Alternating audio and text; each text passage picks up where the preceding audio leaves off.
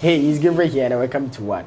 Like I said in my previous video, things have never been good for me this summer, but I'm still holding up. Like this couple of days, I wasn't feeling well, but I feel a lot better now. You can imagine for yourself the fact that I can sit in front of the camera to shoot a video for YouTube should give you an idea that I am feeling a lot better. Wait. No, I don't think it's COVID-19. Yeah, it just occurred to me. I should cross-check the symptoms. Well, I don't think it's COVID-19. I hope it has nothing to do with COVID-19. Yeah, because I had a lot of visitors this week. Well, I just hope so. Well, it just occurred to me, but I'll check that later. Well, I wouldn't want to talk about COVID-19 today. Neither would I want to talk about my life update. Today, I want to bring you guys closer to some specific organs of the human body. And I'll finish it off with some rare diseases. Also, if you've not subscribed to this channel, if you are new here, this is your first time you are watching this video, you know what to do, you know how it is done. Just subscribe. If it is red, it means you've not subscribed yet.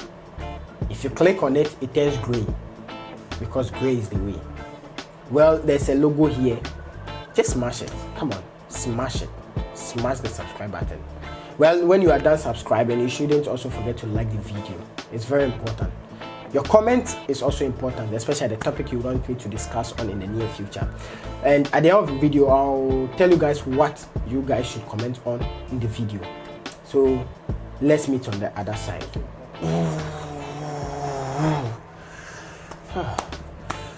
Well, thank you for coming to this side. Gabriel, thank you for bringing them to this. I really appreciate it. Well, at this side, we are going to look at some organs, how they look like when they are affected by some diseases, how they actually look like in your system. Well, I'm going to start off with the gallbladder. Well, there's this common disease that actually affects the gallbladder, what we call the gallstone. Before I talk about the gallbladder is a pouch that keeps the bile when you don't need it for digestion yet. So the bile is produced by the liver. The bile contains three components, what we call the bile acid or acid bile, no French. Normally in French you call acid biliaire. So I think it's bile acid in English. Then it has what you call the bilirubin and it has the cholesterol.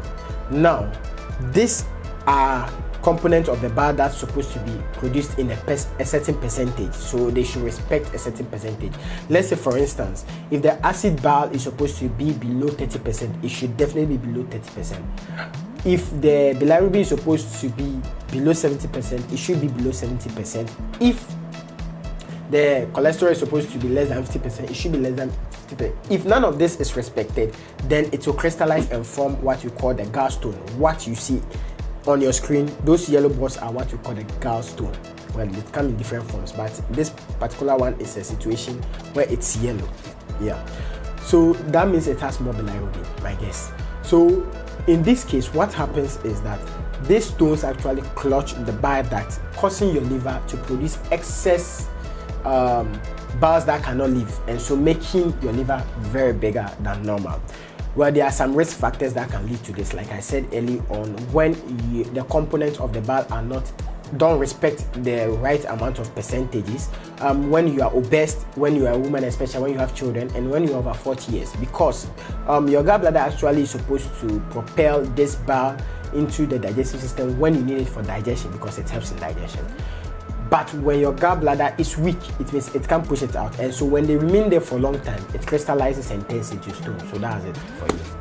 Well, what you are seeing on your screen is what you call cholecystectomy. This is a situation where all your gallbladder is removed, because that's the best way to actually go about it. It's very painful. That's why you need to actually remove, the surgeons need to remove the bile. No, the gallbladder. What is that? Guys, are you sure I'm with the right video? Because the guy is about to cook. No, he can't cook with surgical gloves on. Yeah, this is the heart muscle. Okay, looking at those two holes over there. Well, the smaller one is definitely the right ventricle, and the bigger one is the left ventricle. Looking at those white patches that have been pointed out, that's what we call fibrosis. So this is actually caused by what we call ischemic disease. Now let's talk about ischemia. Ischemia is a situation in which there is a cut of oxygen to a particular tissue. So in this case, the heart muscle. Okay, now you all know that it is the artery that transports oxygenated blood to tissues. In this case, the coronary artery. When there is a a blockage in this artery, that means that the cells or the cells of the tissue wouldn't get enough oxygen. They wouldn't get oxygen sometimes at all, and then it will lead to what we call the death of these cells, called necrosis, and it will further lead to fibrosis, as you see over there on the screen. So there are some risk factors that can actually lead to this kind of, it's actually called the coronary disease. These factors include diabetes, it includes obesity, the fact that you're a man is part, your age count, and then high cholesterol level, high blood pressure, and if you are diabetic, I don't know if I've mentioned it, and I have a lot in my mind, and if you smoke a lot. These are the risk factors that can contribute to you having this disease earlier than expected. And there are some causes, 3 main causes definitely. We have what we call arteriosclerosis. This is a situation in which there's a package of there's a pack up of these fats in your vessels, and so blocking the artery, specifically the coronary artery. And also we have what we call the spasm of the arteries, in which the muscles of the artery decide to actually contract, and so making the diameter of the arteries very smaller and smaller, and then to end up blocking, and so it prevents blood to flow. And finally we have what we call thrombosis. Okay, this is a situation in which the arteries are blocked due to the fact that the arteriosclerosis that you were having early on has been ruptured. Okay, and so it will try to actually repair the rupture, and it will end up blocking it. That's how wonderful your blood vessel is, especially the artery. Good.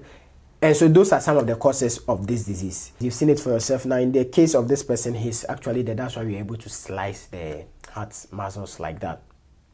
And you can avoid certain things. You should just avoid smoking.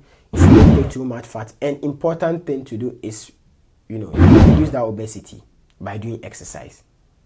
Let's move to the next one. Wow, a tank of a snake. Should I say that?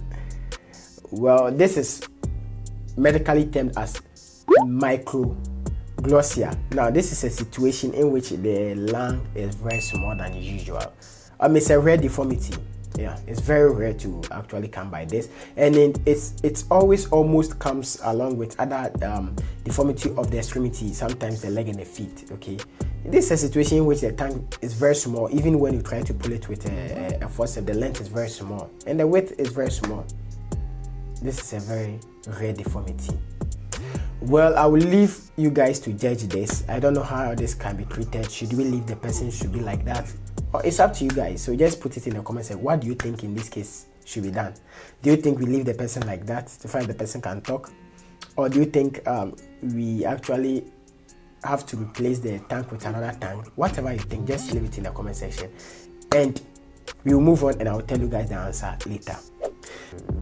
Before I talk about this video, there's something I would like to say about the eye that most of you don't know. You see the black patch on the eye, it's an opening, it's a hole that can reduce its diameter and increase diameter.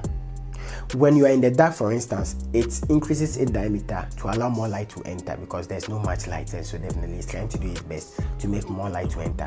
But when you are around light, like I am right now, so that it reduces its diameter to prevent too much light from entering and maybe destroying the eye. So maybe let me open my eye very widely so you can see how small it is as compared to you.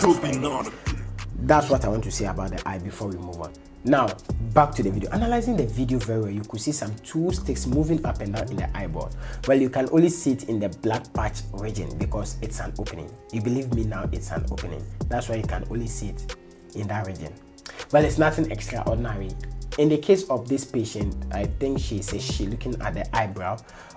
She had what we call intravial dex implant. There's a kind of medication implanted in the eyeball for patients with what we call diabetic macular edema. I wouldn't want to talk about that too much because you have nothing to do with it. Let me keep that one aside for now.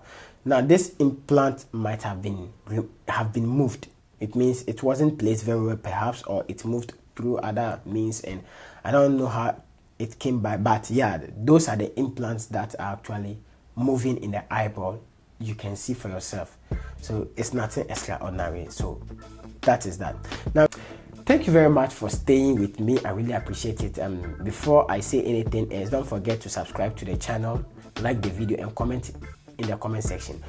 Yeah, there's a question I need an answer to. Just comment it in the comment section. I've not forgotten about the microglossia.